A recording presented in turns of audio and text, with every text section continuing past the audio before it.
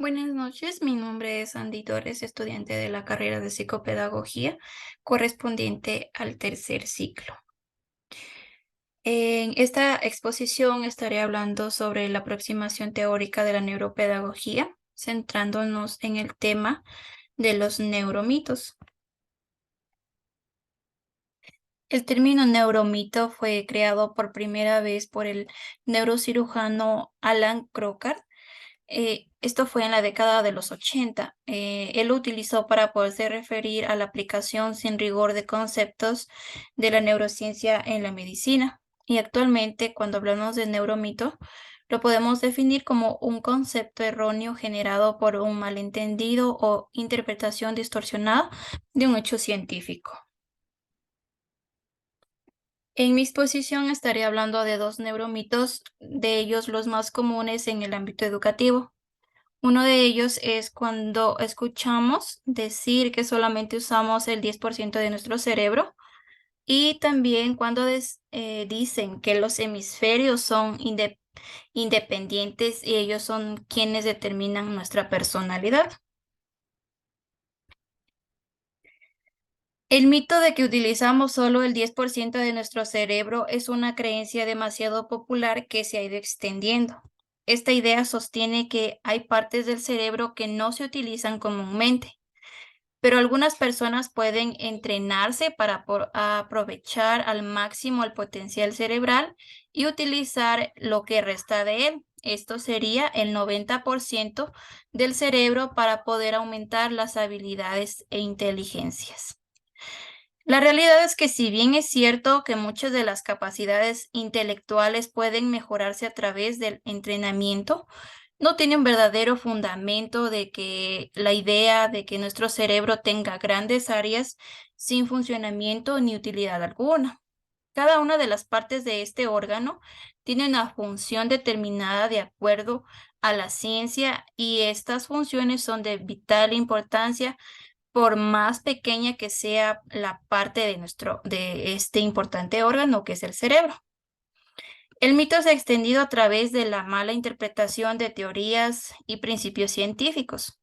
Algunas investigaciones sugieren que esta creencia surgió a partir de una mala comprensión de investigaciones neurológicas realizadas al principio del siglo XX, donde se descubrió supuestamente que solo el 10% de las neuronas del cerebro se encienden en momentos determinados. Por otra parte, no está claro para la ciencia cuál es la relación que existe o que se da entre el rendimiento cerebral y la activación de sus áreas. Por tanto, la confusión de ambos fenómenos se presta a una mala interpretación y alimenta mucho más a este mito y lo lleva a ser mucho más popular aún. En la actualidad se ha comprobado, de acuerdo a investigaciones en neurología, que el ser humano utiliza casi al 100% de sus capacidades cerebrales. Los hemisferios son independientes y determinan la personalidad. Es un neuromito bastante escuchado también.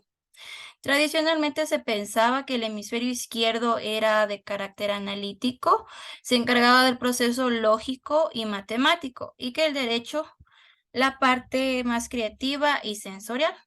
Así se sobreentendía que las personas zurdas eran quienes tenían una personalidad mucho más artística y los diestros eran más estructurados y racionales.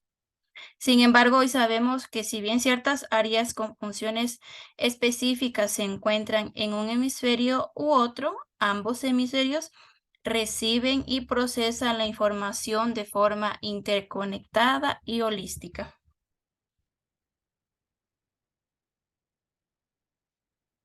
Para concluir, los docentes que están en funcionamiento o que se dedican a este proceso de la enseñanza o el aprendizaje son los más expuestos a estos neuromitos.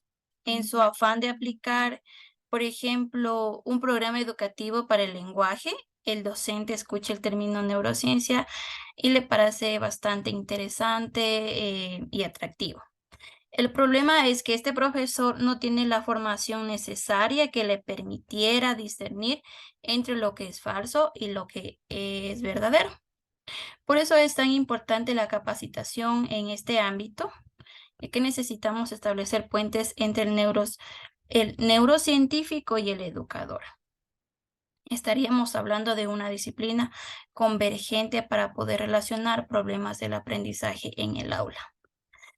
Y así es como concluyo esta exposición, dando énfasis en lo que los neuromitos tienen una gran influencia en el ámbito educativo y las falencias que pueden haber por ellos en el proceso de enseñanza-aprendizaje.